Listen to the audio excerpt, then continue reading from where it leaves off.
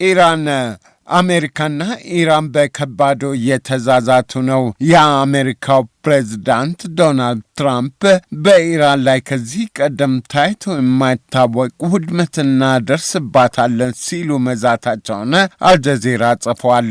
አሜሪካና እስራኤል በኢራን ላይ ካለፈው ሳምንት ቅዳሜ አንስተው ጣምራ ወታደራዊ ድብደባ እየፈጸሙ ነው። ኢራን በበኩሏ በባህረ ሰላጤው አገሮች በሚገኙ የአሜሪካ የጦር ሰፈሮችና ተቋማት ላይ ያነጣጠረ የድሮንና የሚሳኤል ጥቃት አጸፋ ማበርታቷ ይነገራል።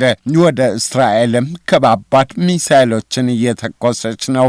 የአሜሪካው ፕሬዝዳንት ዶናልድ ትራምፕ የኢራንን የአየርና የባህር ኃይሎች ምንቅርቅራቸውን አውጥተነዋል ማለታቸው ተሰምተዋል።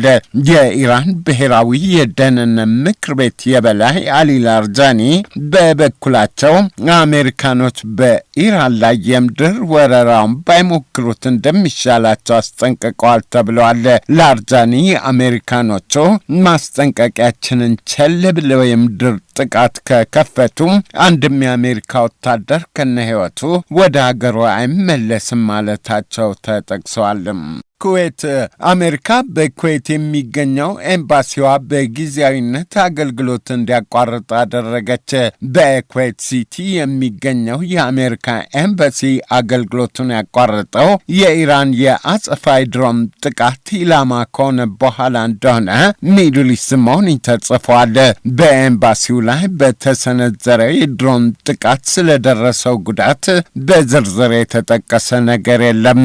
አሜሪካና እስራኤል በጣምራ ለሚፈጽሙባት ወታደራዊ ድብደባ ኢራን በበኩሏ በቀጠናው በሚገኙ የአሜሪካ ተቋማት ላይ ያነጣጠረ የድሮን ጥቃት እየፈጸመች ነው። በሌላ መረጃ የእስራኤሉ የገንዘብ ሚኒስትር ቤዛሌል ስሞትሪች የሊባኖስን ርዕሰ ከተማ ቤይሩትን ደቡባዊ ክፍል እንደ ጋዛ ሰርጥ እናወድመዋለን ሲሉ መዛታቸው ተሰምቷል።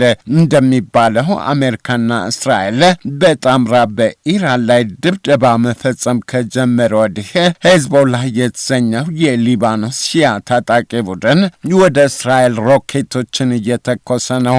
እስራኤልም በአጸፋው በቤይሩትና በተለያዩ የሊባኖስ ክፍሎች በአየርና በከባድ መሳሪያዎች ድብደባ እየፈጸመች ነው።